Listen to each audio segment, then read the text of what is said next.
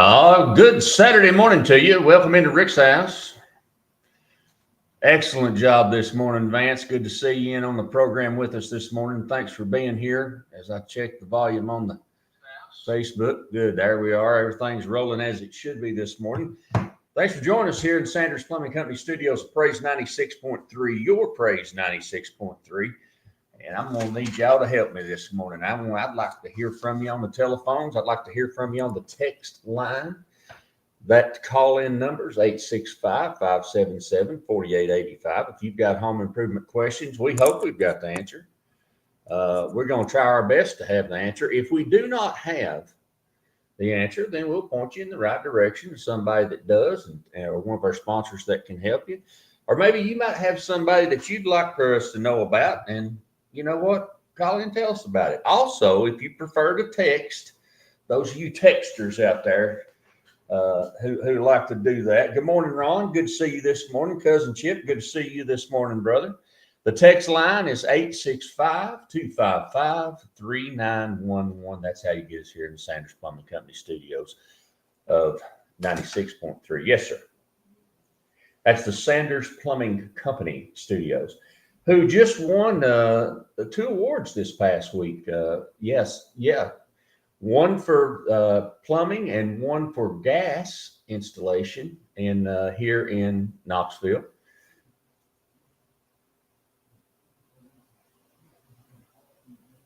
Well, that was the one that you were giving. Yeah. He is awesome. Him and Miss Vicky are just good folks, and I tell you what, it's a pleasure to have them as our premier sponsor on the program, and what a great job they do for us, and so we're excited about that. I have got my coffee going this morning thanks to Mr. Vance, and I'm even not calling you Lance this morning. I'm calling you Vance this morning. Brian.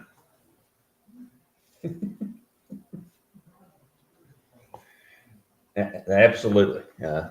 That's right. Absolutely. That's what we do. Good morning, Melissa. Good to see you. I hope you're going to do some bike riding this morning. We got to get her on the show to talk about her triumph over some health issues that have been plaguing her, but she's continuing to do that. And and that's something that as I battle this neuropathy, I have to stay moving, because if you don't stay moving and you slow down and you stop, then you won't be able to, and that's just something we got to do. And it's weird, it's you just got to stay moving. That's just all there is to it. Oh yeah, it's no fun, y'all. Yeah, no joke. You know how many times Amy and I have moved in our lifetime?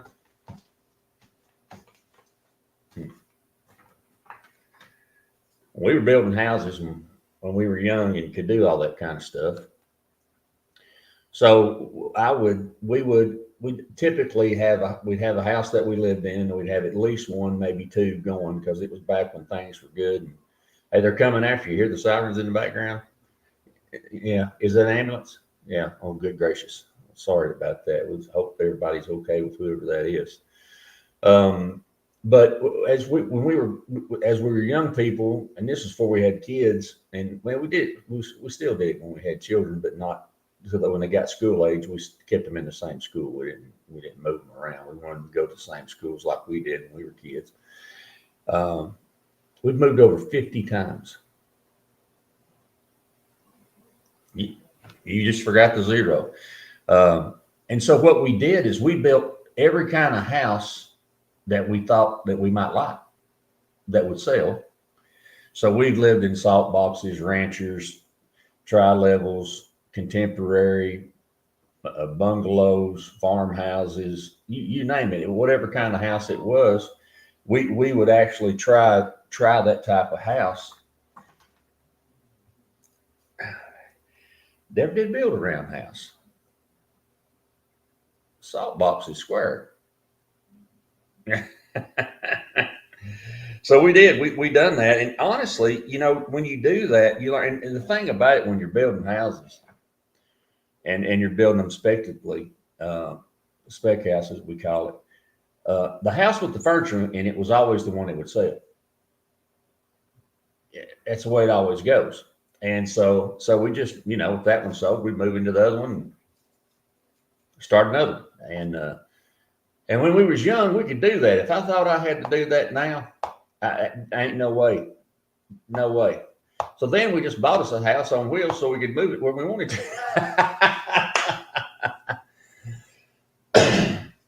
Thanks to the team down at Weekend RV Center. Got an email this past week from Billy, and he was looking for someone to help him with his pop-up camper. And so I need to chat. Xavier and the team have been just covered up down at Weekend RV Center, and I need to check in and see if he got a chance to call them. Jim, good to see you this morning. Hey, Skylar, good to see you this morning. Good morning. And so that's my little cousin from out in North Carolina, who is a horsemanship master. That girl knows horses. She is a horse whisperer and very talented young lady. Brian finally got his stuff together and got on with us this morning. So we got a good group in here so far this morning. We're glad to have you in here this morning. We're going to talk about last week. We didn't get to start or finish up talking about French drains. I want to do that this morning. And then I got this thing, and I get so many emails, and just like we all do, everybody gets so many emails. I don't know how some of these folks find me, but I got this email from Taste of Home. And so it said 70 quick recipes that you can make easy for supper. And so I pulled a couple of those out last night because our little buddy next door, my nephew, he was over and he, when he comes in, he comes to our house usually first, and then my wife, Amy, she cooks and, does all those kinds of things. Sometimes I do the cooking, but she cooks for him next door and does some stuff like that. And so I was just reading recipes, and he was going, hey, that works for me. So I printed that one out, and then he's like, hey, that one will work for me. And he's an awesome young man, does a great job in Special Olympics, and it's the most athletic kid I've ever seen. Just absolutely. It don't matter what kind of sport it is. It don't matter if it's ice skating, snowboarding, softball, basketball. What's that new thing that they're playing? Pickleball. It don't matter what it is. That kid, he can play anything there is. And he actually was on the national Special Olympics team, on the team from Tennessee representing the state, and done a great job, won some medals. So good stuff happened this morning. Good morning, Miss Anita. Good to see you in there this morning. Of course, Anita, CozyMountainCabins.com, Vance. CozyMountainCabins.com. Miss Anita, if you listen, if you're looking for a cabin in Townsend, Cosby, Gatlinburg, whether it's over toward Pigeon Forge or in Gatlinburg or over on the other side toward the Arts and Craft District, wherever it is, up on the creek in Cosby, man, I'm telling you, she's got the properties, and I promise you they will be absolutely spotless. And here's how you get her: 865-660-0340. 865-660-0340. Cozy Mountain Cabins. Don't think of staying anywhere else. Go visit the bears. What did I tell you? Oh, she's naming the last cabin. There's 3 bear cubs: Hickory, Dickory, and Doc. And of course, Mama Bear. But if you want to just get away, I mean, it's phenomenal. And, there's something to be said for going somewhere where it's going to be absolutely spotless. She's, anything that's happening, you can't get the TV on, you can't get this, that, all you got to do is call her. She'll make it happen. Girls do a great job cleaning up everything, and just you feel like you're at home.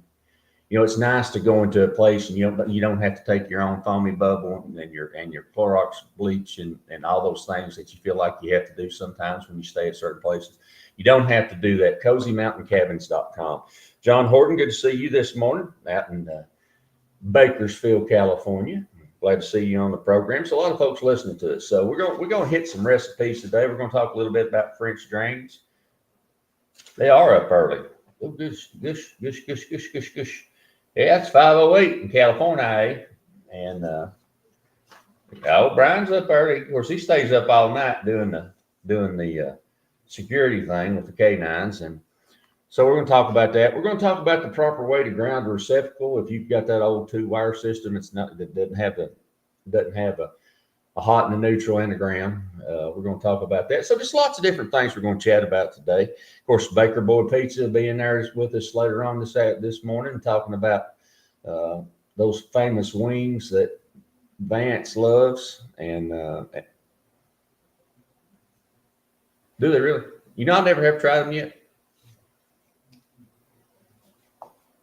No. That's why I say every time I go in there, I say, I'm gonna try something different. No, it's so good, and then that pizza's so good. I just can't get past it. It's just so good. But those wings do look delicious. I see a lot of people eating them. So good stuff on the program. So a lot of things to talk about. If you've got a home improvement question and you want to talk to us, we'd love to talk to you. 865-577-4885. 865-577-4885 right here in the Sanders Plumbing Company studios, Praise 96.3. If you want to text us, you can do that. The text line, the Rick's House text line is 865-255-3911. And we'd love to hear from you. Jamie, good to see you this morning. A lot of folks joining us on the program, so we appreciate you taking time out of your Saturday mornings to spend with us. We do appreciate that. And let's see what Brian's got a message for me. Let's see here what that is. I'll tell you what, technology is great, but sometimes it gets past me. You know what I'm saying? Absolutely. Yeah, I know. About the time I get used to one thing, they change it up on me. I don't know why it didn't show on Facebook, Brian. Usually there's a thing indicating that we're starting. We've got they changed up the streaming service, so that may be part of it as well. So just general home improvement stuff this morning. A French drain is something that has a couple uses. Typically, when we put a foundation in, we put a French drain, which is a ditch that's dug around the foundation of the house, lined in the bottom with gravel, and then you put a perforated pipe in that, and then you put over top of that pipe what we call a sock, which is basically a sleeve that fits over it that keeps dirt from stopping the perforations up in the pipe itself. And then typically I put some gravel on top of that and then put dirt on top of it. Now, the purpose of that is to be able to stop water from getting to the foundation, the footing, and to be able to get that water away from the foundation of the house and just get it out of the way. And that is something that is so important, because water, and we say this on the program all the time, there's two things good underwater. One's a submarine and the other's a fish, and your house is neither one of those. Water's our enemy. Wind and draft are our enemy when we talk about a house. Water especially can be so damaging to your house. That water gets in, breaches the seal. It can freeze and thaw, and it can bust block. It can bust brick. It can move foundations. It can create mold and mildew and stuff that just the source of problems that the result of water is just unimaginable. The things that it can do to your home. And so I can't emphasize to you enough that it's important. Something I learned when I first moved to Florida and learned to be in that building environment there. And Tom Ledman, Tom's a really interesting guy. He was an attorney, a CPA, a builder, a developer, and just an all around nice guy. But just a very, very talented guy. And he told me this. He said, Rick, he said, here's what you need to know about water. He said, you don't stop water, you manage water. And that is so true. Whether it's your roof, whether it's coming out of your gutters, whether it's against the foundation wall of your home, whatever it is something that you absolutely positively have to try and manage, because it will find a way. And the best thing to do is to prevent it from breaching, is to keep it away. And that's what we do. So when we design our foundations, and this is something that used to, people are building houses, and I see this all the time. Very few folks put a French drain in correctly. Now, if you're putting a French drain in that, to go across the driveway to catch the water before it, because you got a downhill driveway and you don't want it pooling up at your garage door, that's one thing. If you're doing it to, get water out of the yard and get it around the house, that's one thing. But when you're putting a French drain against the foundation of your house, that's a whole different ballgame. And that is something that is so important. And we're going to talk about that a little bit today, and what the proper installation of that is and why it's that important. Used to, I would watch and I would see that, you would dig out alongside the footing and then put the pipe right up against the house and right up against the footing. And folks, if you're doing that, the water has already won. We got to catch that water before it gets there. And we got to get it away before it gets there. And I would venture to bet that most folks, including myself, even in the house I grew up in, when we come back from this time out, I'm going to tell you a little story about how important this is, and how important it is that if you've bought a house, that you find that French drain and make sure it's working properly. So we're going to talk about that. We're going to take the first time out to hear from those folks that bring you the Rick's House program here on Praise 96.3. We're live in the Sanders Plumbing Company studios, and we want to hear from you this morning. We'll be right back, y'all. Hang on.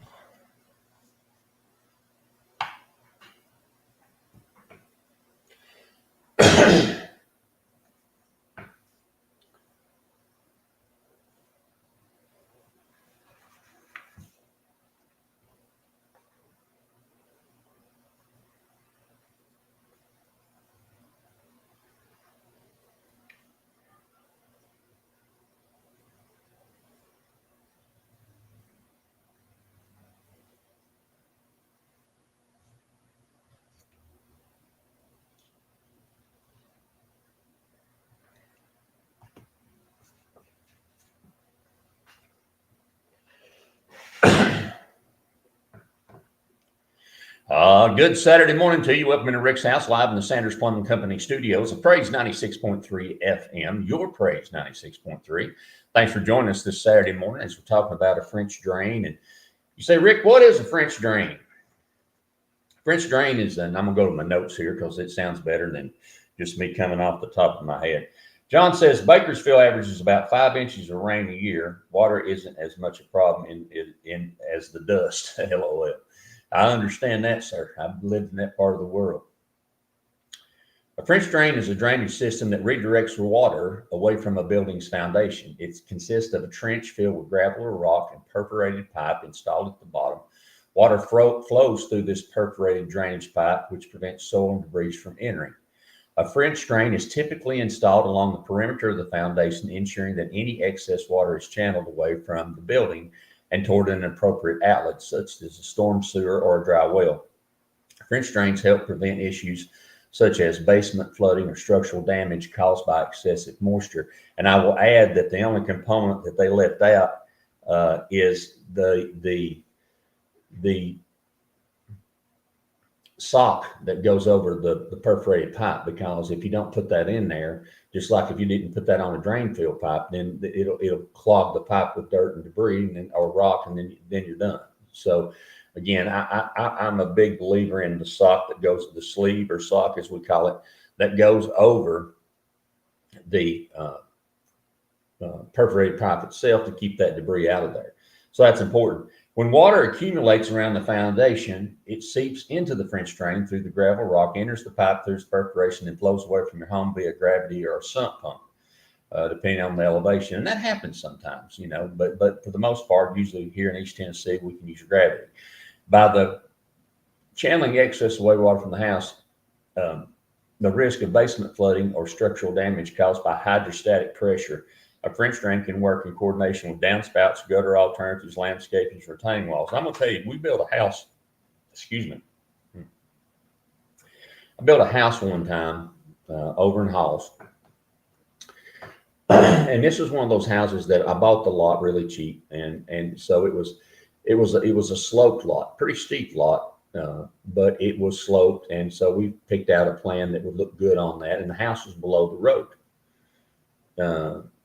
It's just the way all the houses are that way on this particular. So you're going down and the house is downhill a little bit. And so when we built that house, I learned, this is where I learned about hydrostatic pressure.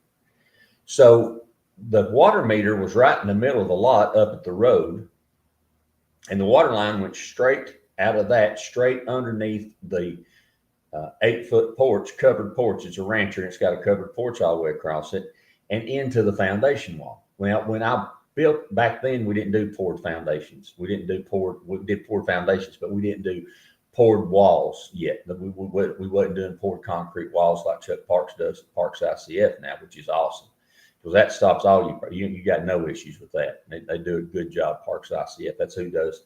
We talked to Seed the other day when Stan JD was in here. That's who does their foundations. And that does a couple of things. It adds additional strength. The PSI on the concrete stronger. It stops water. It's a solid foundation. But when you're dealing with cinder block, where it's just like sponges, and then you're pouring those sails, because of the amount of weight that's when you backfill that goes against that foundation wall, I poured the wall solid inside of the concrete block itself. Now, you think, well, gosh, what else you got to do? We put the tar and the paper and did everything that we used to do back then. Now we have other products that are more impervious to water than what we had back then, but then we did what everybody else did back then. Well, I kept getting water in the basement. This it was a rancher on a 2-car garage with a full basement underneath it. Right where my water pipe come in. With the water pipe coming through the wall, I kept getting water. So eventually, I couldn't get it stopped. And what was happening is that water was coming from the road, going down into the water meter up at the road, filling the water. When it would rain hard, it would fill the water up in the water meter. And then it would get on top of the water pipe, and through all that dirt that was packed on that water line, it would run down that water line and build up pressure. So by the time it got the 60, 65 feet to the foundation wall, it had such hydrostatic pressure on it that it would push that into the block. The block would suck it up, and then when it got saturated, then it would just cover the inside of the basement wall for about an 8-foot place. And I fought that, and I fought that, and I sealed it, and I did everything I could do. And finally, I brought in an engineer, and I said, we got to get this stopped. I can't, this is a problem. It's got to be fixed. So I had to hand dig. This is back when I could do so. Me and my guys, we took a machine and we dug down to the water line on the outside of the 8-foot deck. And then we hand dug to the basement wall a trench with shovels underneath the deck, the front porch.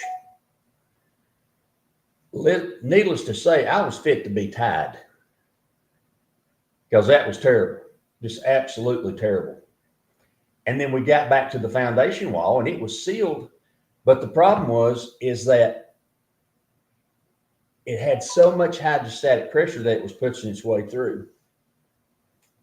So we had to go back in and we had to pour like you do a cricket on the backside of a chimney that pitched that water right and left all the way up that water line every few feet, and put a French drain in to catch it and do that out and get it around the house. Took us about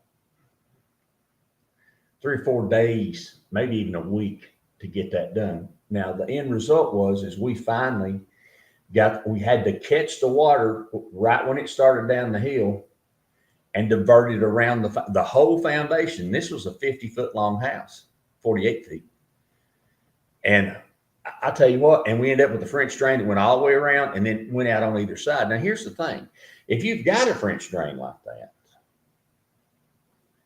that's fine. But the issue is, if that gets covered up on the end, now you got a problem.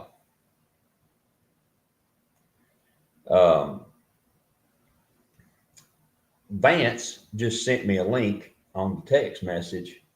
And this is absolutely positively the place that I would recommend on Asheville Highway. Good job, Vance. It's called Erosion Supply. And they specialize in all kinds of things like that. Not only do they have the pipe that you need, the sleeves that you need, the products that you need, and I have a friend of mine who buys everything from these folks. But they stock that stuff right on Asheville Highway out there, not far from the co-op. Like I said, they have the products that you need, and they also have the grass mats, like when you have the seeded mats, so you can roll that out on a steep surface and then wet it, and then the seeds grow, and the mat holds the grass in place while it's doing that. They know how to deal with that. Absolutely, yeah, absolutely. So Erosion Supply out on Asheville Highway, absolutely. I've heard good things about it. I bought, well, actually, my friend did it for me. I paid for it, but he bought a lot of that rolled grass, the last place we were to put up, to make sure that it fixes it just like that. So they understand that. There's a house over in North Knoxville that we go past about every day. And the house has been remodeled, and it's in front of a big subdivision, and it's a really, really nice house. And they've come in and put a retaining wall in front of that house. Beautiful sculptured block retaining wall. And they painted it. And it's got a pattern on it, and it's really pretty. But now they've got effervescence. You know what effervescence is, Vance? Effervescence is when the water's coming from the back side of that wall where the block wall was. It's got rebar and steel in it and concrete and all that kind of stuff. But evidently they didn't get it sealed good on the back side. And so when water comes through that block, what happens is the water dissipates and evaporates, but all the minerals that are in the water, the calcium, because we have a lot of calcium in our water here, all the minerals are left over, and it creates that white chalky substance on the block. Have you ever seen that in a basement or on a wall? That's effervescence. And that's simply caused by water moving through that, and it's come straight through the paint, and it looks like it's bleeding white stuff.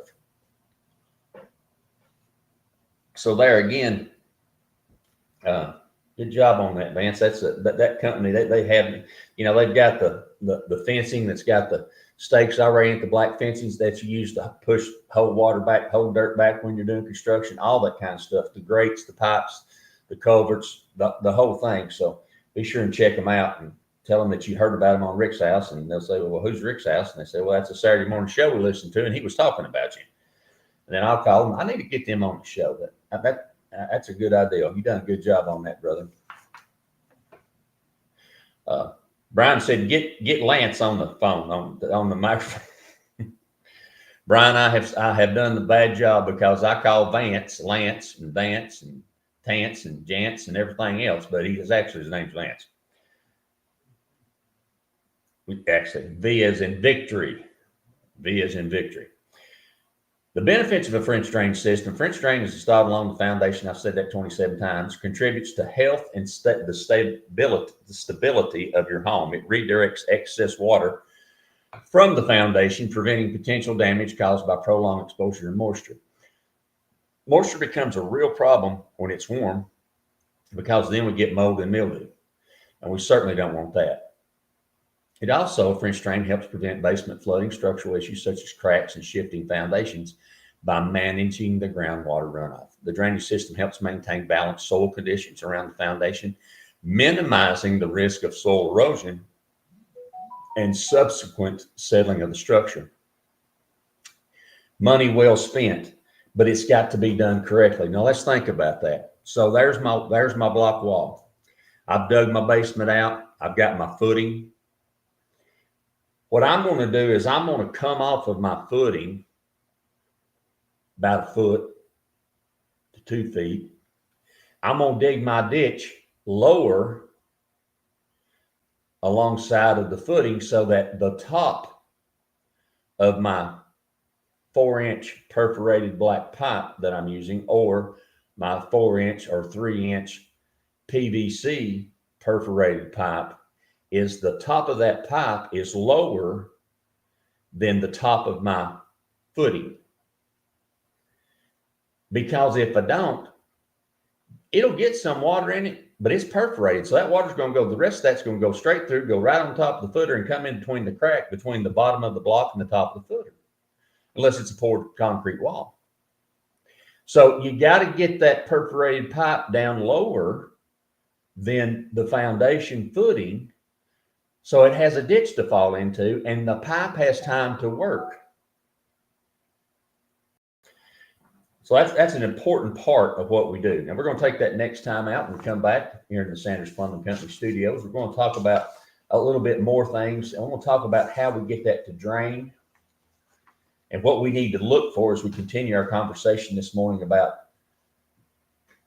steps to install a French drain, why you ought to have one, and what you got to think about. How much fall is too much fall on that pipe? How much is enough? We're going to talk about that. You're listening to Rick's House live in the Sanders Plumbing Company studios of Your Praise 96.3. Hang on, y'all. We'll be right back.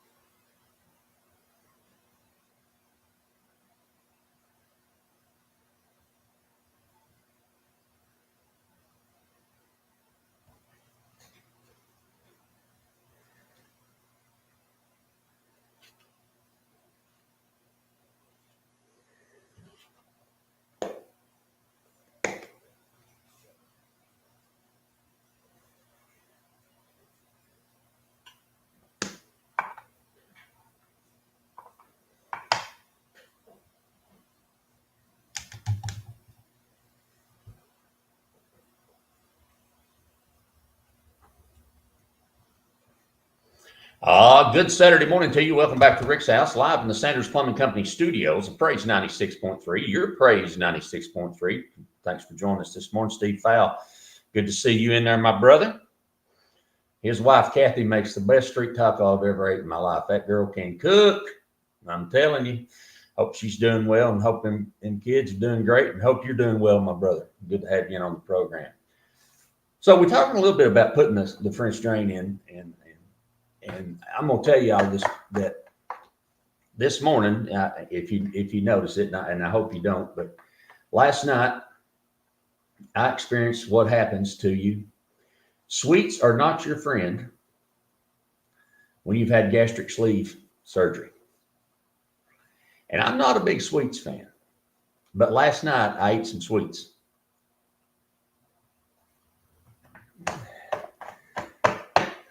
I ain't feeling that much of a confession.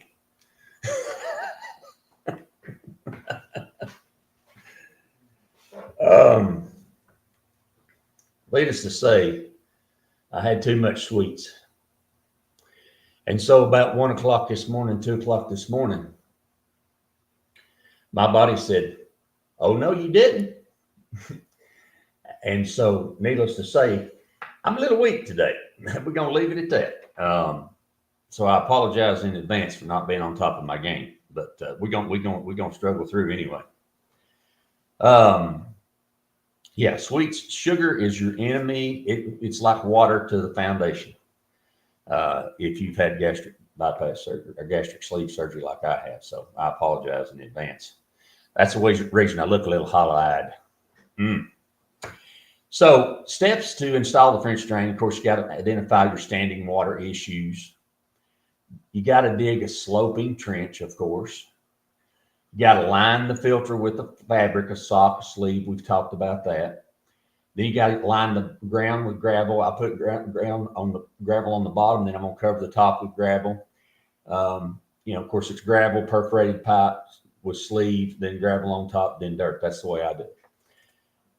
A French drain is not always the best option for a home's landscape. In areas where frequent flooding or high groundwater a French drain is ineffective because the water can't be drained enough away quickly. A French drain can become clogged if the soil in your area has high clay content. In these situations, other drainage systems are recommended. Now, this is where I would differ with the notes from the article that I was reading, because if you got the sock on there, now if you're in clay, that's fine, because it's going to divert the water. It's not going to absorb any water. That's why you can't put a drain field in clay, because it won't absorb the water. But that's why you got to have that sleeve on there. So there's other things that you can do. You can put in a drain and actually physically drain the water away with a piping solution. That's another option as well. Now you say, "Rick, how much slope do I need on that drain to get that water away?" Well, typically, here's a few things you need to know. Now I'm going to read it because it sounds better when I read it as opposed to just telling you. Thank you. Installing a French drain near your home's foundation requires special considerations to ensure effective water management. We've already determined that. Prevent your home's structure from being damaged. Here's what you're looking at: the proper depth and distance. That's what depth and distance. and this is important, the drain should be placed at least 2 foot away from the foundation wall to avoid undermining the structure. Ensure the bottom of the trench slopes away from the house at a rate of 1/4 inch per foot. So the magic number is 1/4 inch per foot. Mhm. Yeah. Yeah. You had the answer. You just didn't know. Absolutely. You got to be able to do that. And that involves using a transit and getting that depth correct. Because if you get too much slope, that can create an issue too. But you want 1/4 inch. If your home already has a foundation drainage system, you may be able to connect your French drain to it. This can involve tying into an existing sump pump. Sump pumps is what we used all the time back in the day in the basement. You just had a pump that was in a hole, and the concrete was sloped, and all the water came in and went to the hole, and then you pumped it out. Not the most effective, but sometimes necessary solutions that you need. Dry wells, another option, where our underground structures that collect and slowly release the water into the surrounding soil. It can be ideal for areas where French drain cannot discharge to daylight. Now, that brings up a whole nother issue. And that issue is the house I grew up in was built in right about 1969, 70. And they had put a French drain in, but that French drain had been covered up for years and years and years and years. And so I asked my dad, he built the house, and I'd ask him at that time, where's the French drain? And he said, it comes out right here. And he said, the best I remember, it's about 20 feet or 30 feet. I forget. He'd run it past the house where it could come out. So guess what I got to do again? I got to get that shovel and start digging. Well, the good news is by the time it got to there, it wasn't very deep in the ground, but I found the PVC pipe. And I dug it up. And literally, when I got to the end of the pipe, and it was cracked a little bit where it had been run over, and the dirt from the hill had fallen in on it. When I got to the shovel where I could see the end of the pipe, and it had some dirt clogged up in it right there, I took the shovel and took the handle or crowbar, I think, and started pulling the dirt out. It exploded with a gush of water, and that thing ran for probably 5 minutes, where all that water had built up around the foundation. And the reason we knew that we had an issue was because it was damp. The basement was getting damp, and this was a finished basement, and then of course the garage area. So after that, literally, every few months I'd go out and check the French drain, and if it was getting clogged up again, I'd unclog it. And as long as I kept that French drain open, it kept those walls dry.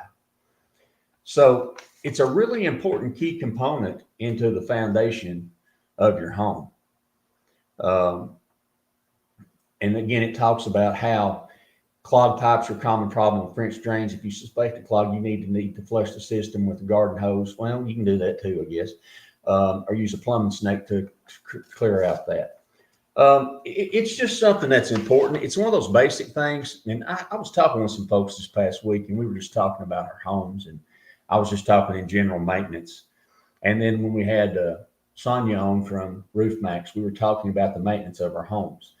And it's something that we don't do. It's something that we don't think about.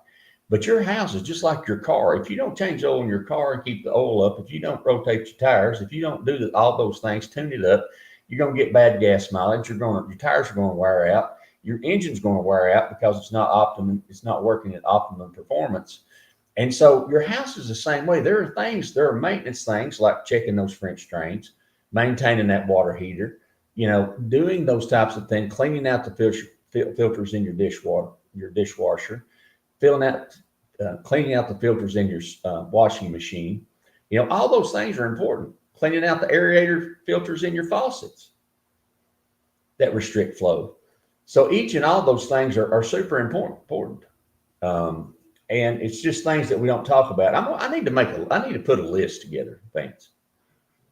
Something that folks can go online at rickshouseradio.com and print off and say, these are the things that you need to be checking on a regular basis, and here's how often you ought to check them. Because these are important issues that can save you a lot of time and a lot of effort in maintaining your house. Now, if you want to get away for the weekend and you don't want to have to maintain your house that weekend, then what you're going to do is call Anita at Cozy Mountain Cabins, or go to Cozy Mountain, Cozy with a Z, CozyMountainCabins.com, and you're going to get a good cabin to go away for the weekend or for a week, or a big cabin for a group of work, or just going to have a retreat or a marriage retreat or whatever you might be doing. And she can help you with that. Here's how you can absolutely, because it's going to be spotless when you get there. Here's how you get her, 865-660-0340. We're going to take that next time out when we come back. We're going to start into some new conversations. Talk a little bit today about water softeners. I'm going to chat about that. I want to finish up talking about and reiterate GFCI and AFCI. We talked a little bit about that last week. And share some recipes with you that my nephew next door says, that'd be okay with me, Uncle Rick, if you make that. So we're going to let you know about that. If you'd like to reach us this morning, we'd love to hear from you, 865-577-4885. Or you can text us on the text line at 865-255-3911. It's Rick's House. Good Saturday morning to you.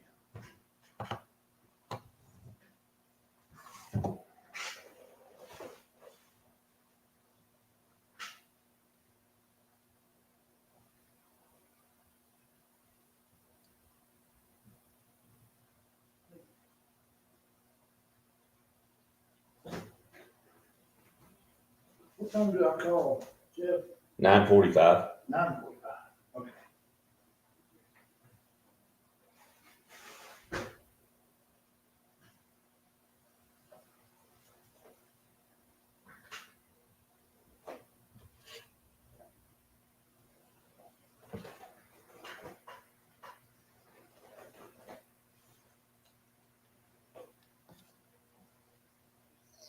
Hey, good morning. Can you hear me?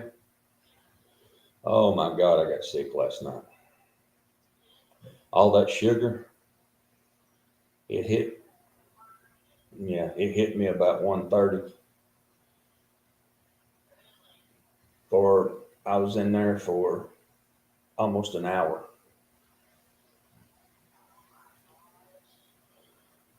I am as weak as I can be. I mean, you talking about cleansing. That sugar, I can't do it. I was up till 4:30. Yeah. I don't reckon. I hope so. I hope you're not mad at me. I love you. I knew I was feeling bad. I didn't know what it was, but I had that dumping. Whew, golly dogs. So I'm struggling this morning, but I'm getting there. Thank goodness I'm prepared.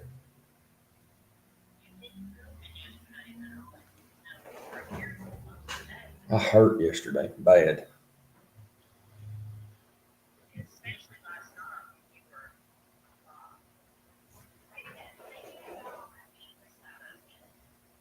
I hope that.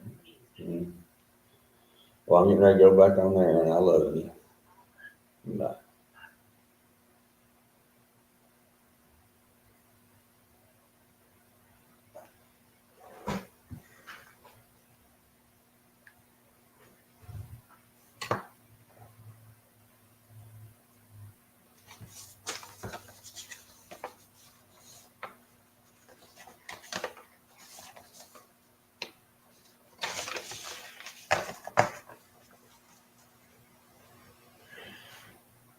Good Saturday morning to you. Welcome back to Rick's House. Thanks for joining us in the Sanders Plumbing Company studios. Praise 96.3. Your Praise 96.3. Our call-in line this morning is 865-577-4885. 865-577-4885. If you'd like to reach us on the text line, we'd love to hear from you there as well. 865-255-3911. One of the things I came across, and this is our 24th year doing Rick's House, and we're so thankful to do it, whether we've been on the air and radio stations or whether we've been podcasting. We are excited about the things that we have learned from others over this period of time. And, sometimes I feel like I'm telling you stuff over and over. And the reason I do that is because I've said it so many times over the years, I think, well, gosh, did I tell them that last week? So if I do that, I apologize in advance. But however, I am getting old. That is the truth. I am not top to the mic. Thank you. Okay. So we got that going on this morning. But anyway, one of the things I come across, and I'll read stuff and I'll come across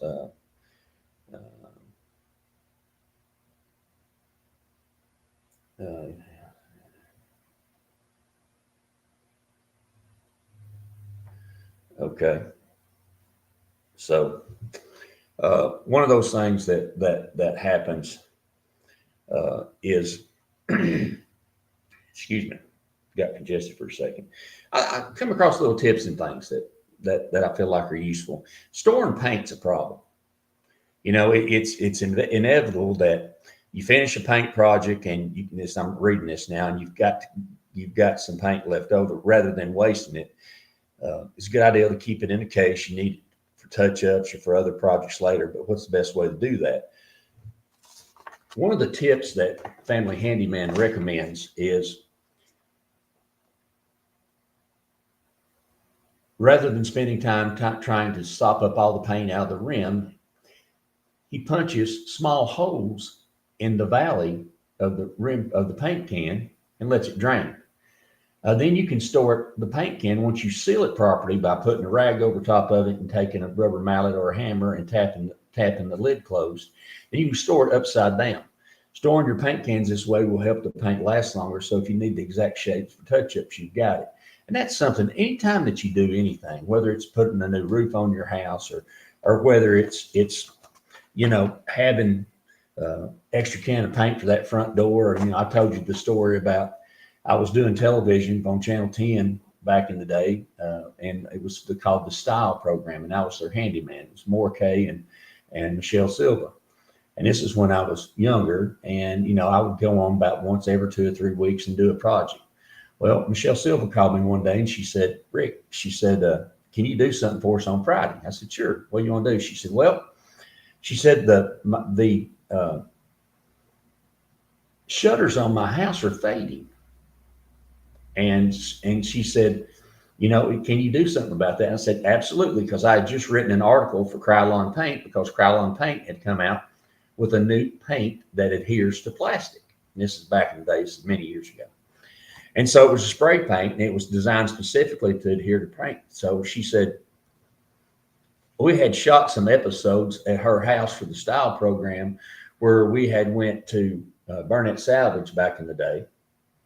And we had purchased some window sashes, wooden window sashes.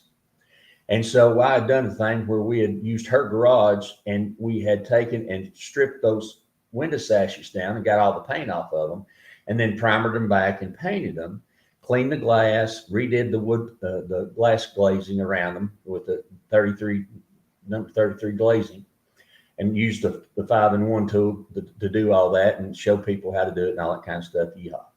So anyway, when we got done with that, she took them and she put pictures in, the divided panes. She took family pictures and put in those divided panes. And then we mounted those on the wall going up the steps. And so it looked like windows, but it had pictures of her family. And so we showed all that over a period of, 2 or 3 or 4, Fridays. So I had been to her house a couple of times. So she called me and I said, well, Amy and I are out right now, and we're not too far from where you are, because we went to see her grandmother who was in a nursing home there. along with her grandfather, right down the street. And so she lived in a subdivision at that time that had 3 different style of houses. And so every other house was the same, or every third house was the same. They just had different color shutters. Well, I knew her shutters were green, and I knew the street that she lived on. I didn't bother to get the address, so I pulled up, and she said, "Well, you know where the house is?" She said, "You've been here?" I said, "Yeah, I know where it's at." I said, "I'll run by there, and we'll pull the shutters off, and then I can take them home, and then I can show them in stages. This is what it looks like when you take it off the house. This is how you clean the oxidation off of it. This is you let it dry. This is what you use to primer it, and this is the paint that you use to go back on, and here's the finished product." So I did that. So I said, "Amy and I'll run by there and do that," because she just had 2 windows in the house on the front, and it's on shutters there were. So I pulled up, nobody was there. Pulled up in the driveway, pulled them off. I didn't expect anybody to be there. Got them, went home, and all that kind of stuff. So she got home, and she said, she called me, and she said, it was late, and she said, "Rick." I said, "Yeah." She said, "Did you go by my house, you and Amy, and get my shutters?" I said, "Yeah, sure did." She said, "Well, the shutters are still on my house." I said, "Uh-oh." I said, "You might want to walk outside and look at your neighbors." So the house 3 doors down, she said, were they working on the fence when you were here?" I said, "No." She said, "Oh, no." So she walks outside, and she looks out there. She goes, "Oh, my goodness." She said, "My neighbor 3 doors down, her shutters are gone off her house." And she said, "I don't even know that woman."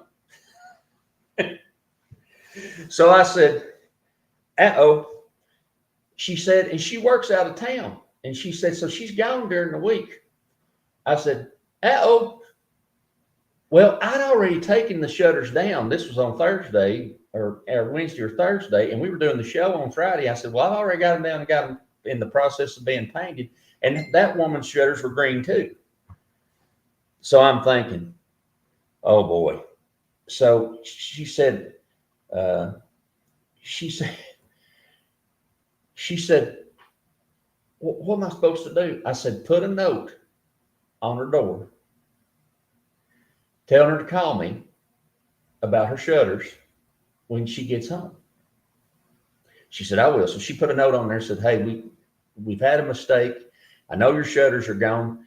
Call me and call Rick and he'll explain, or call me." And so that lady called that Friday. We went and did the show and everything. And I said, "I've got them painted and they're green, but her green was a different shade than the green that was on the lady's house where I stole the shutters."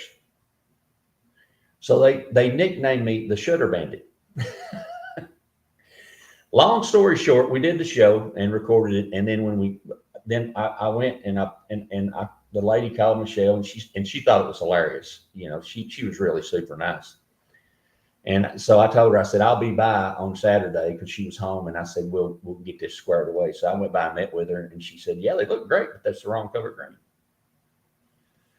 I said, "Yes, ma'am, it is." And I said, "Do you have any more green?" Because her door was matched her shutters. So now the option is, do you repaint the front door, which was a special green she had picked out, but she didn't have enough paint left for me to repaint the shutters. So I said, "Just let me have the can. I'll go get it made. I'll come back Monday and we'll fix all this." So long story short, I had to go to, I forget where I went, Sherwin-Williams or Ace, or where I went to get the paint, Home Depot, Lowe's, whatever it was. And they matched it, and we got it. So not only did I repaint her shutters twice, reinstall them, then I went ahead and repainted her front door. Of course, I paid for it all because it was my fault, and got all that done. But that's a neat story. Hence the reason it's a good idea. If she'd have had a half a can of paint left, then we wouldn't have had to try and match it. Well, you can match it, but it's not going to match exactly.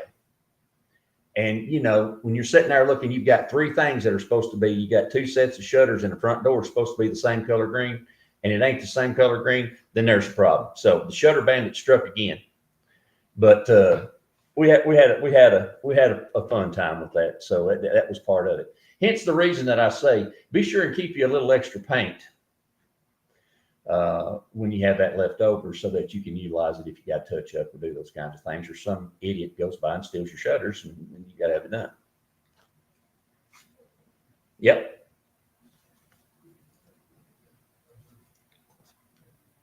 She did. I had to go back and do hers too. I did. I waited until she was there to make sure I was at the right house.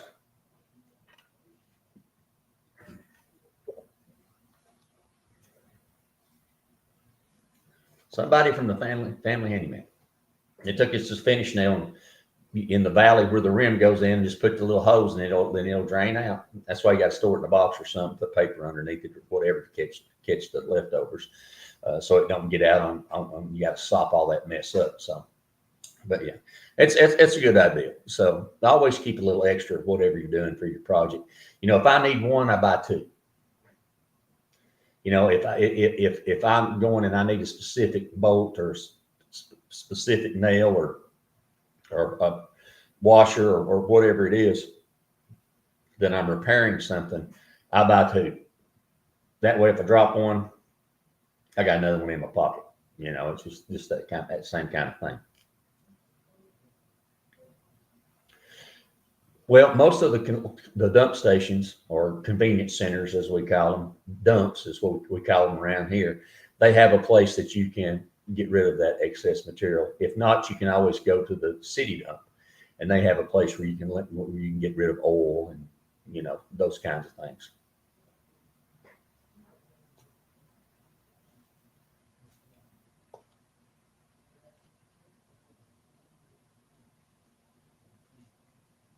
Yeah, some of them do that for sure.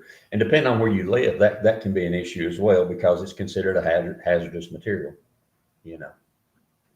We had a special storage place for it back on the farm. It was called the barn. That barn was painted all different kinds of shades. You just mix it all together in whatever color you get. That's what the barn looked like for the next 5 years. Always part of what you were doing out on the farm. But but you have to be, environmentally, you have to be, conscious of those types of things. And you have to make sure that you're disposing of them properly.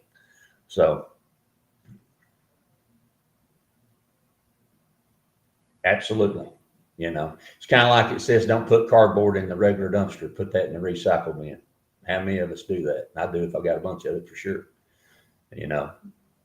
Supposed to, because it takes up space. So that being said, we're going to take that next time out here at the top of the hour, get ready to start the second hour. We're going to talk about some stuff that my nephew likes.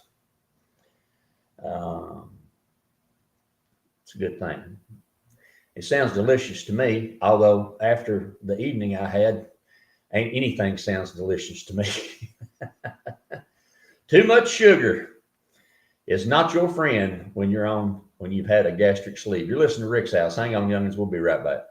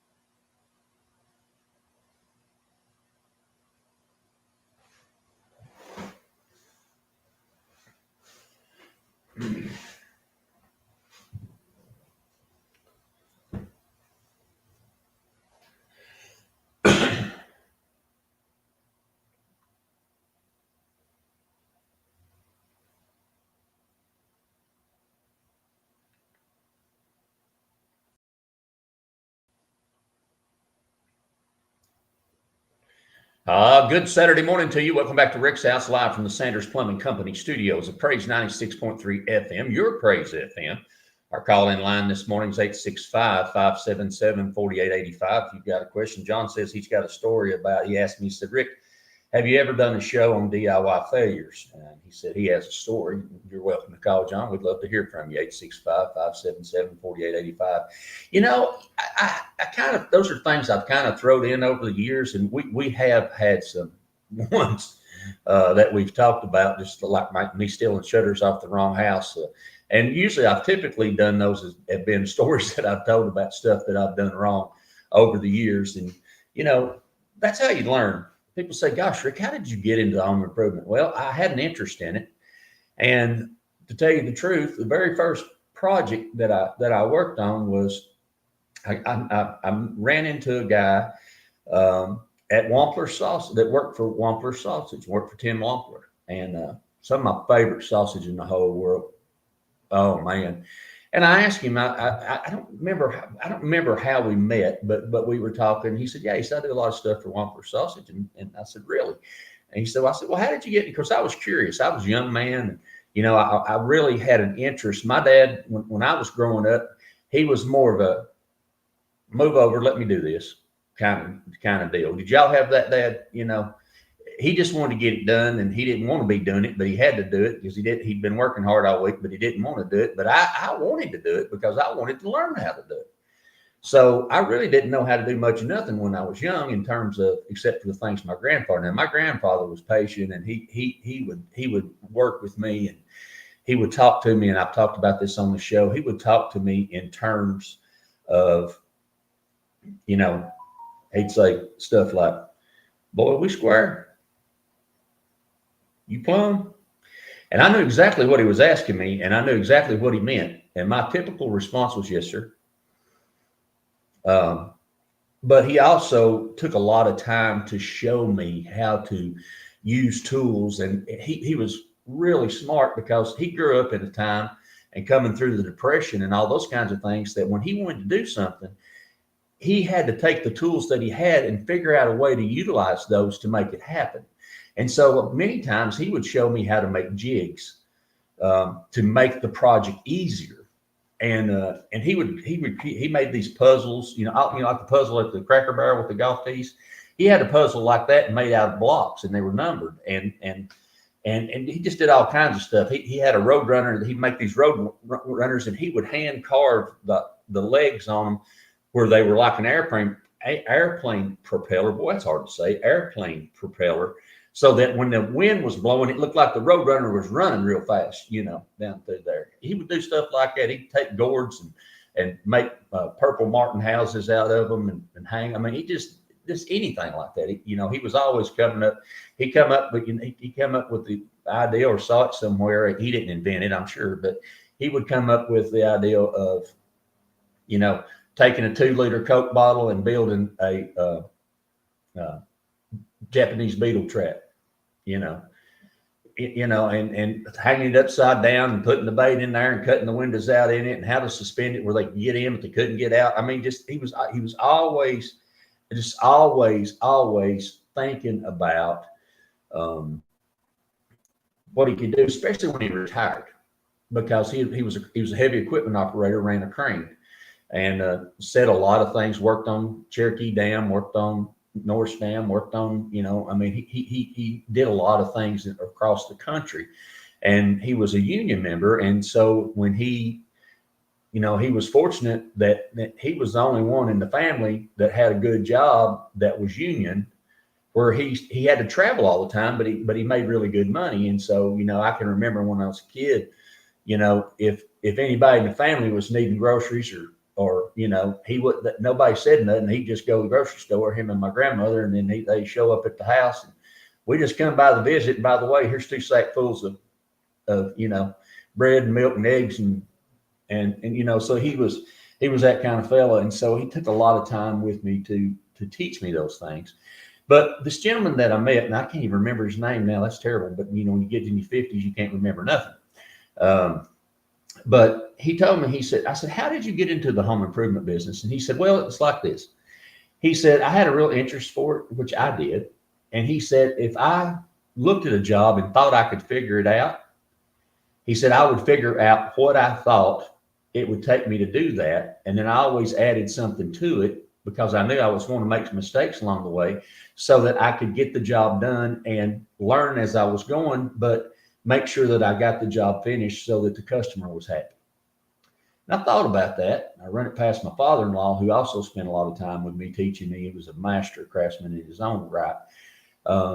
And so that's what I did. I started doing little things, and then those little things would lead to something else. You know, you put a storm door up for somebody and they like that. And then they say, hey, can you, this roof vent, and this is a DIY fail right here. I'll tell you about this one, John. You got me on the roll. Daddy's on the roll now. Ha! And sweat's going to hit the socks here in the studios this morning. That's what my buddy Arlen says when he gets to preaching. He said, sweat's, hang on, youngins, the sweat's getting ready to hit the socks. That's what's going to happen on the home improvement world this morning. We had moved to Florida. I got offered a job down there. I actually went down there on vacation. And I was always doing radio. Well, this was before I was doing radio, actually. But I was working for a siding company. And I was selling vinyl siding and windows and doors and stuff like that. And so the guy who was the representative for Vytec, Vytec siding, which is a Canadian company that is still in business today, makes one of the finest siding products. I'm sure they probably still do. One of the finest vinyl siding products that were made back then. It was a premium siding. It was done right. But not only did it have to meet the standards for the U.S., it also had to meet Canadian standards for durability and fade resistance and UV light protection and all those kinds of things. And in Canada, their weather is so extreme in parts of Canada that their standards are a little tougher because of their weather installations that are required. And so his name was John, and he was out of Nashville. So he would call me when he was coming into town because they always want to meet the salesman. They want to show you the new product, show you what they're doing, all that kind of stuff. Well, he would call me because, you know, if I went to sell, I went to sell. You know, I was out there trying to make a living for, you know, we had kids and Daddy had to make it happen. And so one of the things that I learned is one of the siding guys told me one day, because, you know, you're going on a job site, they're hot, it's tired, you know, to get them to stop what they're doing and let you show them something new, it can be difficult. So one of the siding guys said to me one day, he said, Rick, he said, you know, he said, I appreciate the way that you come by and check on us and make sure. He said, but I'm going to give you a hint. I said, what's that? He said, your competitor, when he comes by, he has a cooler in the back of his truck full of Mountain Dews, Pepsis, Diet Cokes, Mellow Yellows, and Dr. Peppers and stuff. I said, is that right? He said, that's right. I said, I appreciate that. So guess what happened next? Went straight to Walmart, bought a cooler, bought 2 cases of various sodas, filled it with ice. And every morning when I left, I had a cooler full of water, you know, seltzers, not seltzer water, but ginger ale, you know, just all kinds of things. Every kind of you know, beverage that you could think of that's non-alcoholic, of course, but, you know, sodas and, you know, what have you, fizzy waters and just everything. It didn't matter. Well, as I was traveling and I was calling on these people, I was figuring out which crews liked what. So then I knew that when I was going to the job site, I knew that I better have some Mountain Dews when I was going to go see Tommy. I better have some, you know, some Dr. Peppers when I was going to see John, and so forth and so on. And so it's amazing how much stuff that you can, of your product that gets purchased, not because you're just bringing them something cold to drink, but it does help them stop them getting down off the ladder because they see me come to go, hey, Rick's here, you know? And so It like I was like the lunch truck, absolutely. And so, you know, that was something I learned. So I had gone to Florida, and John had called me. He said, "Hey, I'm coming down tomorrow." He said, "Can I ride with you?" And I said, "You can if you're going to be in Florida." He said, "Florida?" I said, "Yeah, we're going on vacation." I said, he said, "Where are you going?" I said, "We're going to go down to Santa Rosa Beach." And he said, "Would you go to Panama City?" I said, "Well, maybe. Why?" He said, "I've got a guy down there that," he said, "I'd like to introduce you to. He works for Norandex." And he said, "He's a regional guy." He said, "They're having trouble getting a salesman down there." And he said, "You'd be great at it." He said, "Would you have any interest in moving to Florida?" I said, "No, never thought about that. Don't really know. I don't know. I have to talk to the chief woman in charge about that first." And I said, you know, because, you know, we've never lived anywhere East Tennessee. And he said, "Well," he said, "I'll tell you what," he said, "if you'll go to Florida," he said, and just interview with this guy. He said, "I'll pay, Vitec will pay for your week there in such and such hotel." I said, "Well, I'll go down there and talk to him."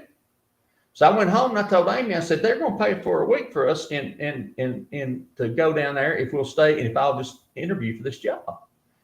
And I told him, I said, I don't know." She said, "Well, you know, hey, let's try it." And so I said, "Okay." So we went to Florida and I interviewed with this guy. He offered me the job. And Amy and I talked about it. And he said, "Listen," he said, "we just got bought by Owens Corning." I said, "I got a house to sell. He said, "That's all right." He said, "We got a moving package." Now, this is when companies done stuff like this. He said, we'll pay your house payment for 6 months till it sells. And if it don't sell in 6 months, we'll buy your house. We will pay to pack you up and move you if you'll come take this job." And I was flabbergasted. I had no idea that such a thing even existed. So I did. I took the job. And I went down there and worked at that job for about, I don't know, 3 years, and really enjoyed it. We had a good time. It was just me and the manager of the branch, and we had a delivery guy, and Panama City was booming. The kids loved it. We loved it. We were my wife was going to the beach. We were just having a good time. And then the company went into bankruptcy because Owens Corning had got into some products that they were unfamiliar with and so what they did is they had bought Norandex, and then they took all the money and reestablished Owens Corning and then bankrupted Norandex. Well, when they bankrupted the company, even though they paid themselves out of it in 2 years, it made it really difficult to sell that material because everybody had it in their mind that the company was going bankrupt and that there was nothing to be had. So I decided that there began to be issues. So I decided that I just did what I always did. So I bought me a truck, old box truck, got all my tools out, put them in the box truck, put me a generator in there if I had power, started in my neighborhood. "Hey, y'all need anything done?" So next thing you know, and I already had a contractor's license, so it was transferable. So I could work in Florida. And so I just started, you know, and you know, I'm putting up a storm door, I'm replacing deck steps, I'm, you know, just whatever. Then my cousin come down and put him to work with me. And next thing you know, we're absolutely covered up just doing home improvement stuff, you know, just and having a great time. I was rocking and rolling. But that's when I was young and I didn't have to bounce up on a roof like I do now. If I was to fall off a roof now, I'd bounce like a Super Bowl for 25 minutes. I'd be like that stone skipping across the water as you go down through there. So we're going to take our next time out. And when we come back from that time out, I'm going to tell you about my next door neighbor, Mrs. Broom, and the DIY fail that I discovered at her house. You're not going to believe this, y'all. And so here's a DIY fail for you coming back to Rick's house from the Sanders Plumbing Company studio. Hang on, youngins. We'll be right back.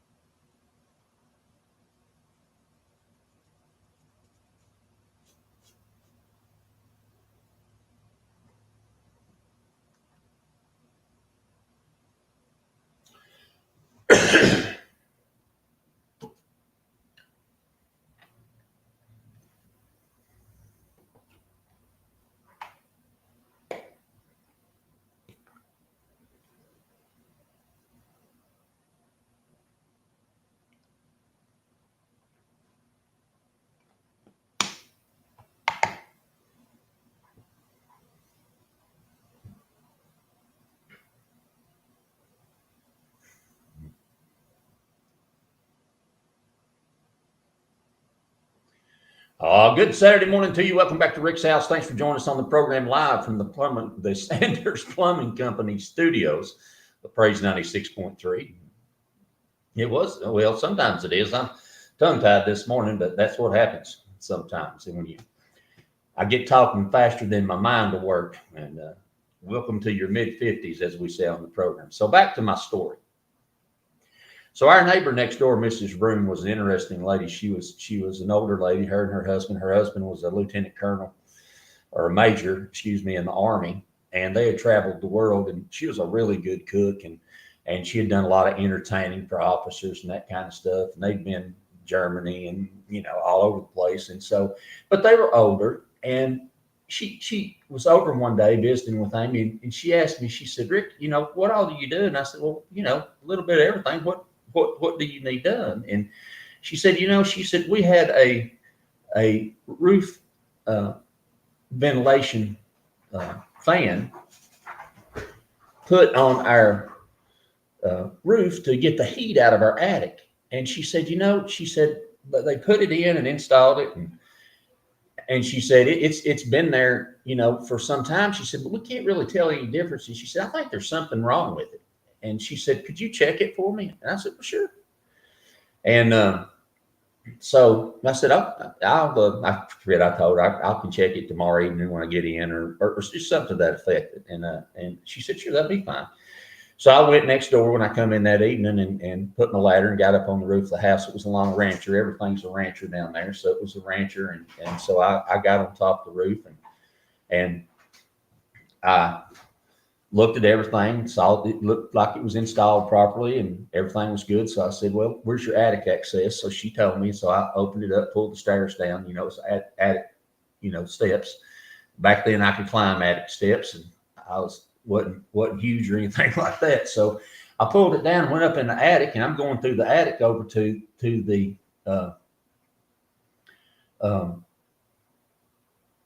ventilation vent on top of the roof vent.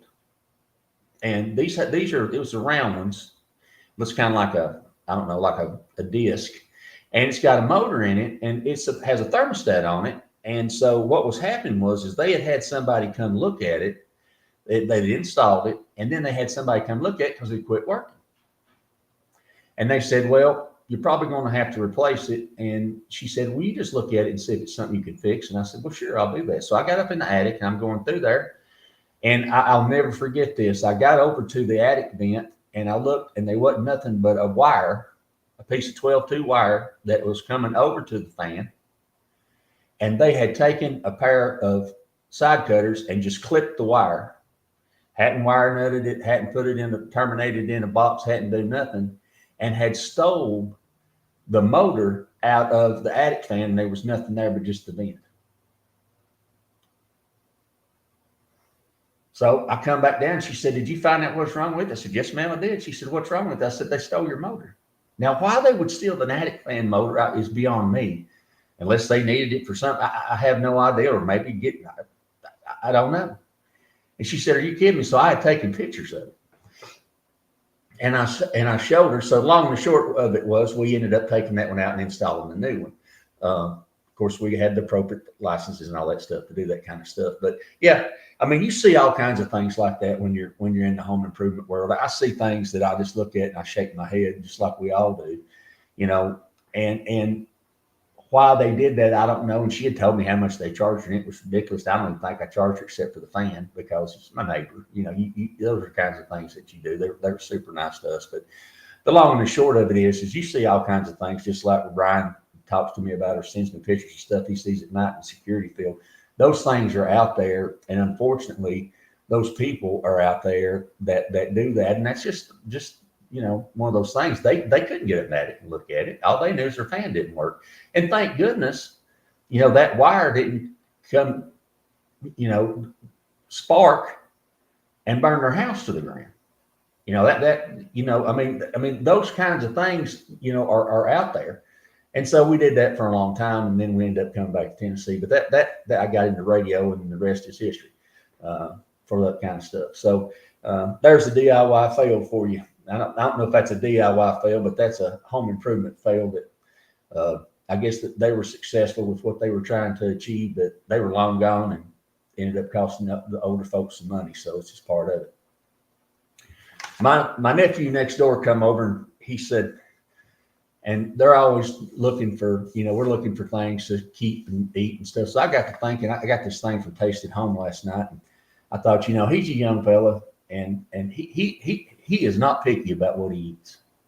Now, Vance, my brother from another mother, is one of the pickiest eaters I've ever met in my entire life, besides my granddaughter, one of my granddaughters. You like stuff a certain way, and that's okay. I'm just as Jeff says, just much love, brother. I mean, I'm just telling it like it is. So I was looking through, and this is a couple that I came up with, and I just want to watch. I wish y'all could see Vance, because I want to see his reaction when I list these things, these two recipes that he picked out for Uncle Rick to make. So when he gets off work and he gets home, that he'll have something to eat. You ready? Chili cheese hot dog casserole.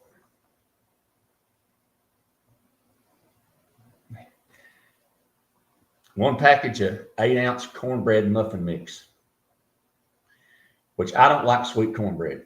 I love cornbread,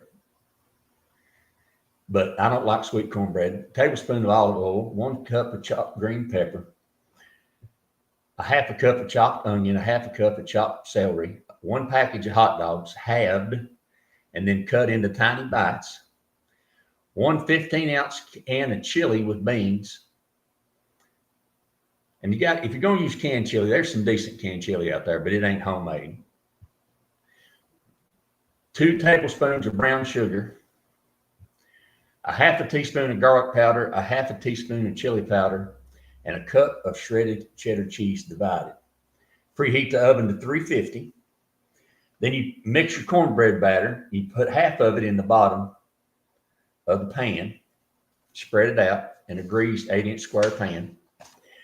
And then in a large skillet, heat over medium heat, add the green pepper, onion, celery, cook and stir until crisp, about 5 to 7 minutes. Stir in the hot dogs, cook until lightly brown, 3 to 4 minutes longer. Stir in the chili, the brown sugar, the garlic powder, the chili powder. Heat through, stir in 3/4 cups of cheese. Spoon the mixture over the cornbread batter. Top with the remaining cornbread batter. Sprinkle the remaining 1/4 of a cup of cheese. Bake uncovered until a toothpick inserted in the center comes out clean. 28 to 32 minutes. Let stand 5 minutes before devouring this delicious treat. But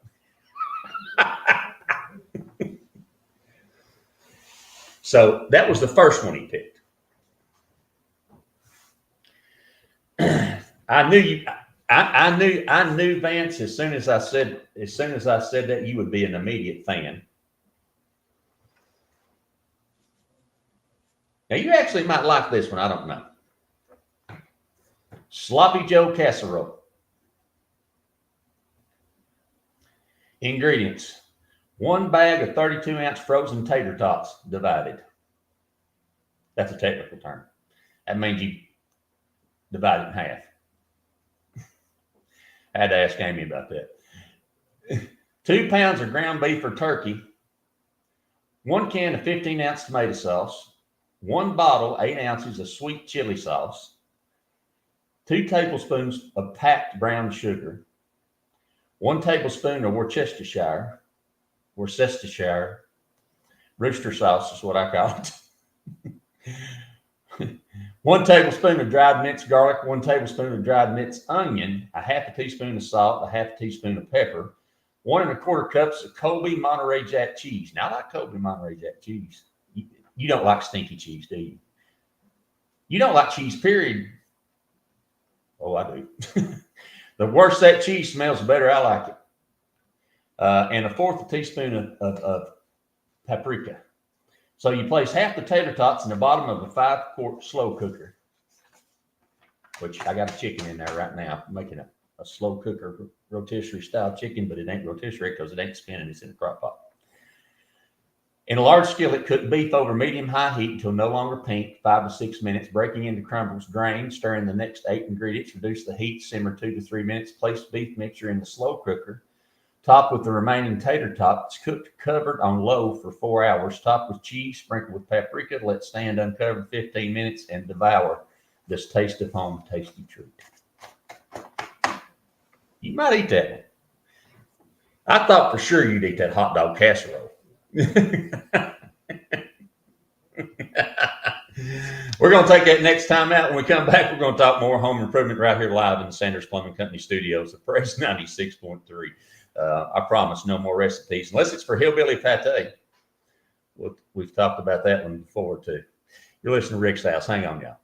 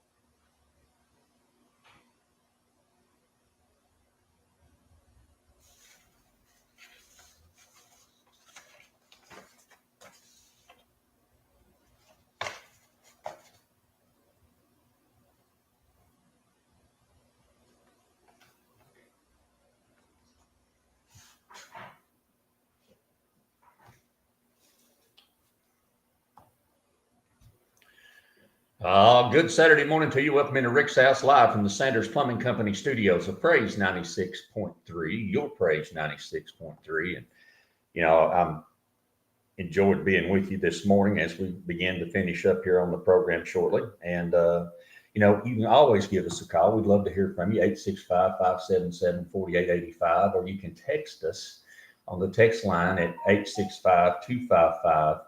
865-255-3911. Vance, you got something for me that what are you holding in your hand?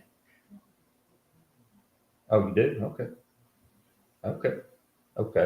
Oh, that's when we're going to talk to Jeff here in a little bit. So that'll be good. Always good to talk to Baker Boy Pizza. So we're excited about that as well. And Baker Boy Wings. Vance is a fan. And if Vance is a fan, you got a fan for life, because you don't just eat any wings. They got to be right. They got to be dry rub, crispy. Yeah.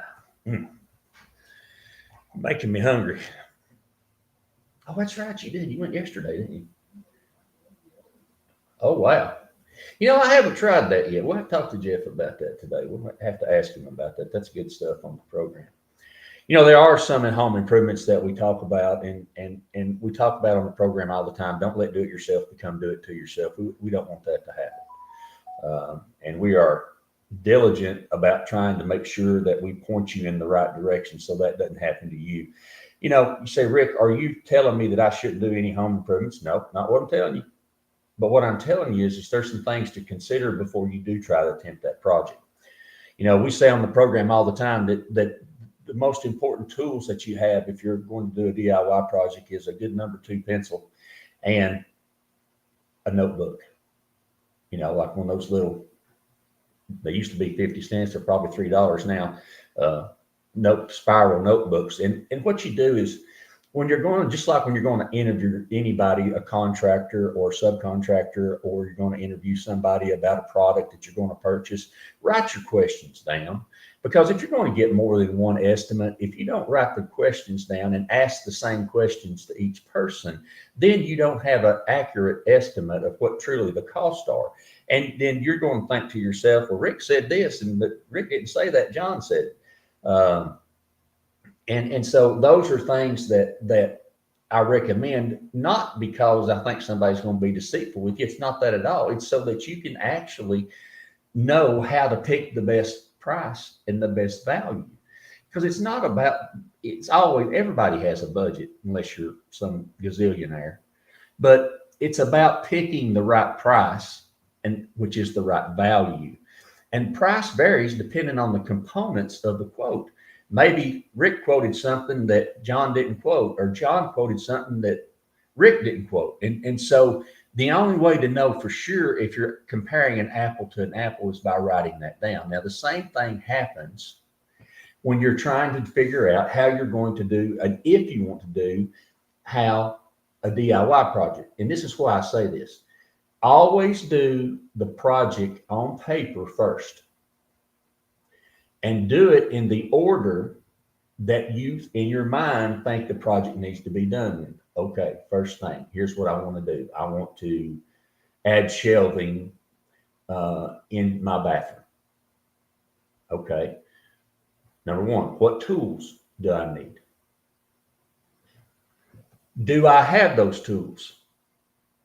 If I don't have those tools, how much does it cost to purchase those tools, or do I need to rent those tools? That works. That does work. However, my mother thought that a butter knife was a screwdriver and a security device. She thought if she put that butter knife between the casing of the door and the door slab itself, that she was secure and safe. The same thing. Yeah, I know. Bless her. She's gone on to glory, and I'm sure that heaven's safer with the butter knife at the gate. She, in her mind, she was safe. She also had this little cloth stuffed snake that was like flower colored, and it was, you know, had like different flowers on it, and it was, you know, like you get at the fair, you know, you went at the fair, I don't know where she got it, and it was about 2 foot long, and you knew that if the snake was tucked in between the top of the dishwasher and the bottom of the cabinet, that the dishwasher was dirty. If the snake was not tucked in to the top of the dishwasher and and the underneath the cabinet, then you were safe to remove dishes from the dishwasher and feast. Now, even though the dishwasher was there, my mother had already washed the dishes before she put them into the dishwasher to rewash them, because they weren't clean enough. If you just rinse them off and put them there, they were washed first, then put in the dishwasher to be sanitized. And so two of my stories growing up, butter knife security and screwdriver and snake in the dishwasher, flowered snake in the dishwasher growing up. But when you think about the tools, is there a tool that you have to rent? Is there a tool that you have to buy? Do you have somebody, you know, that have it in your family, you know, do you do that? Then what are the materials that I need? And if it's a larger project, we always have to think about what order those materials need to be loaded, so that when you offload them off of the truck or they deliver them, what you use first is on top and what you use last is on bottom. We always did that when we were framing houses. So the last thing that went on was the mud seal and the flashing. that went on top of the block, and then it's the bottom treated plate, and then it's it's all those things in order, so that when you back up and you've got this huge lumber package, and they offload it off the truck in one pile with the dump truck, flatbed dump, and it's on the ground. Well, when you cut the bands, you don't have to restack the lumber to get to what you need. It's all in the order that it's going through, and that's what we do when we do a home improvement project. Then as you're working through that in your mind, the questions that are going to get answered are those things that cause you to have to go back to the home improvement store. You just go in the home, yeah, I need this, I need that, I need this, and you don't have a plan, you don't have a list, you don't have anything. Next thing you know, you're making 10 trips back to the home improvement store, back to the whole list thing. And then the other thing is this: do I have the money to do the project? Do I have the time? Is my time more valuable than it would be to pay somebody to do it for me? Or if I really want to do it myself and I want to try it, that's great. Nothing wrong with that. But if I try it myself and the end result is not what I'm looking for, can I live with that? Or do I have the money to pay somebody to fix it? And these are the questions that I always say to ask when you're doing home improvement projects. Not that I ever would discourage anybody from doing that. There are some things that I will discourage you from doing. Do not fool with electricity. Do not. Electricity will burn your house to the ground. Will cause you to be injured, and sometimes can result in death. So that's one thing that you don't mess with. Don't fool with plumbing. Call Pete Sanders at Sanders Plumbing Company. Let his boys come out there, or girls take care of it. I mean, it's just not worth the effort unless it's something really changing out a fluid master in a toilet or something. That's fine. But other than that, let the professionals do what they do. That's another important thing. So those two things I recommend that you don't ever fool with. HVAC, I don't fool with that. I don't know nothing about it, very little. And it's just something I don't let the experts deal with what's expert. It will save you money in the long run. We're going to take the next time out here in Sanders Plumbing Company Studios at Praise 96.3. We come back, we'll see if we can get Jeff on the phone from Baker Boy Pizza. Find out what they got going on for lunch today. Man, if y'all hadn't been there, good gracious, you got to go. Listen to Rick's House Saturday mornings. We'll be right back, y'all.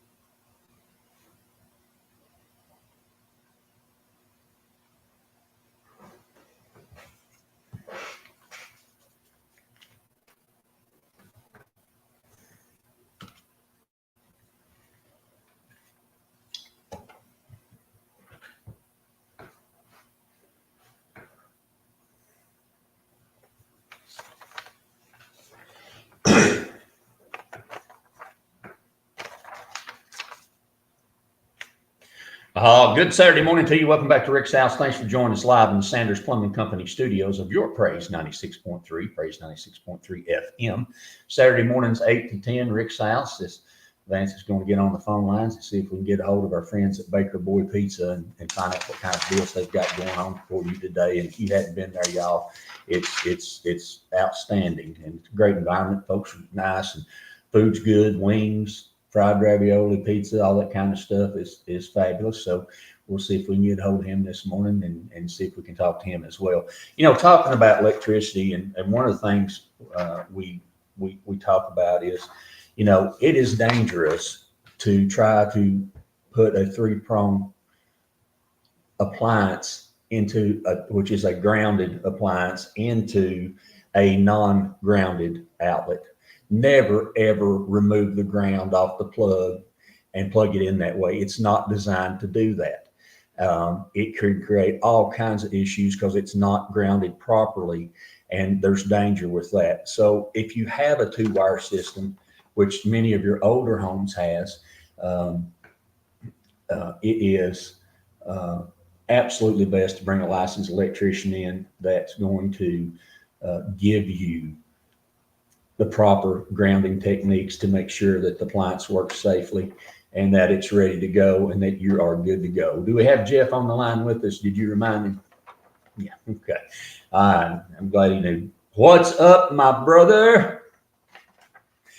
Are you 8 days a week today?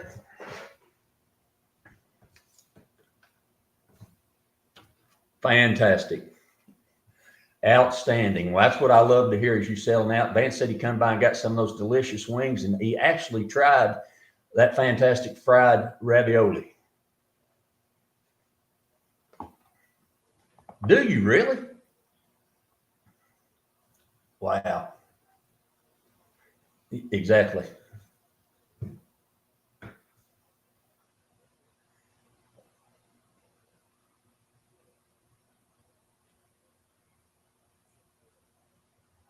Exactly.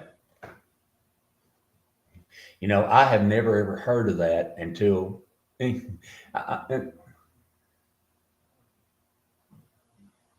well, go ahead and spit.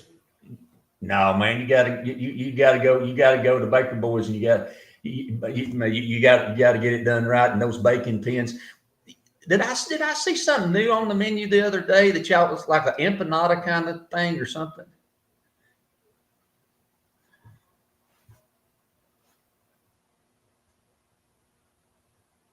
Yeah.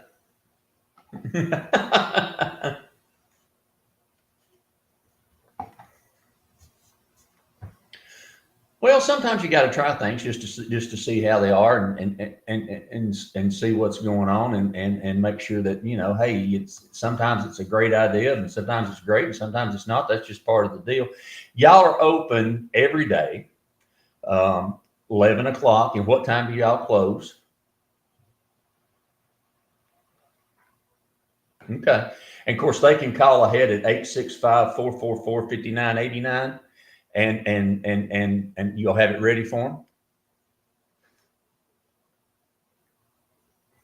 Sure.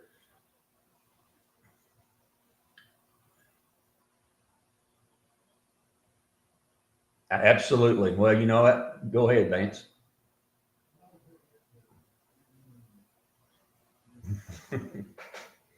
That's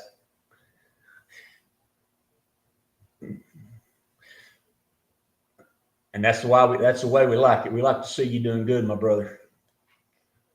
Always fantastic. So, and tell a little bit about some of the different pies that you have. I thought, you know, the honey pie. That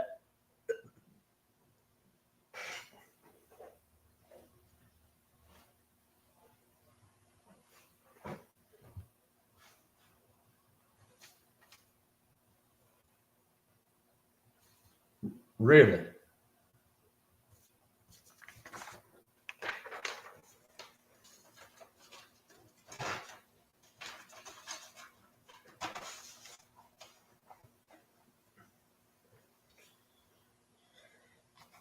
It really is because your sauce has just a little bite to it, and then And then you put just a little bit, I mean, it's just a drizzle of the sweet. It's not overpowering. It's just enough just to really make that pizza pop.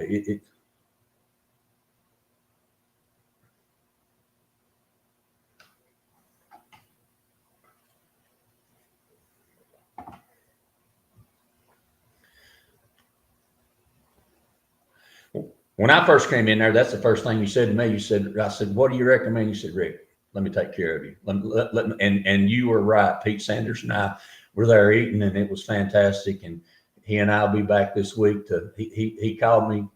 I know I got to get back down there, brother. We've been just covered up too as well, and you know how it goes. And if it takes a whole lot to stop me from coming by to see you, that's right. I mean, I get to think about it during the day. I made Amy, she has to eat gluten-free, of course. And I was making a homemade gluten-free pie the other day for her because she's dairy, she's lactose intolerant, and she has a wheat allergy, and then she has celiac disease on top of that. And so I was making the pizza, and I make a pretty decent pizza for a gluten-free one. And she said, honey, you want a piece of this? I said, nope. She said, were you sure? I said, yep. She said, well, did you get you a pizza? I said, nope. She said, well, why didn't you get you one? You was at the store. I said, they ain't but one pizza I'm eating, and it comes from Baker Boy. And if it ain't from Baker Boy, everything else tastes like dirt to me. I am loyal, my brother. I just said, you've spoilt me. Now, if it ain't Baker Boy, I ain't eating it. I'm like, nah. We might have something loyal to the soul. If it ain't Baker Boy, it ain't pizza. So that's what I'm talking about. There's hats and T-shirts. I see them coming. Stickers. We got to have our stickers too. All right, my brother. So they can call you at 865-444-5989. They can come by and just get a slice. And you got like a deal for like a slice and a bacon pin. Tell them what the rolling pin thing is.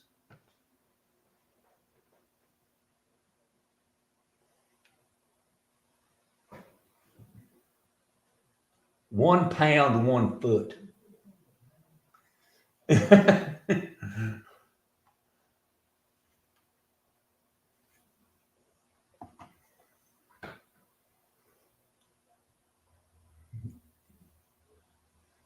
Brother, that'd feed me for a month. I'm telling you, since I've had the surgery, it just, man, I tell you what, but it's good. I just eat slower and enjoy it better. That's what I'm talking about. Well, tell the team that, hey, we appreciate y'all. Y'all go by and see my buddy Jeff today at Baker Boy, and I promise you, he will greet you at the door. His team will greet you at the door, and I love that. I love that you're happy that those customers are coming to see you. That's right. Thank you, Vance. Absolutely. Always good to see you, my brother. I appreciate you. All right, you got it, man. Take care. Jeff is he is the nicest guy, and there's something to be said about from the first time I walked in there. And he don't know you from Adam. He's going to thank you for coming into his establishment. The team's going to thank you. They're going to be asking, you got everything you need? What do you need? You need something else? Can do something? Hey, you want that? You want this? You want that? It's got that whole vibe to it in his building. And then, by the way, next door, Dulcie's Cafe next door is homemade Jamaican food that is my wife. That's where she eats, and my daughter, because they can't eat in the pizza shop. So they go next door and grab that and bring it over. And so, get the jerk chicken or the chicken and rice, or, if you like a little spice to it, they can do that too. So, go by and see them there. If you get off the interstate on Cherry Street, turn toward Magnolia, and it's on the corner of Magnolia, on the corner of whatever that Cherry Street and Jefferson Avenue. It's right on the right-hand side on the corner of Jefferson Avenue and Park Ridge and Cherry Street.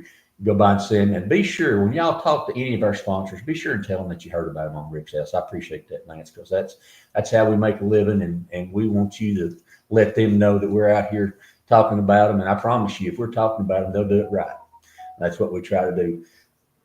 They will indeed. Thank you so much for joining us on the program today. Are we ready, Vance, or we're not ready yet? We're ready. Okay.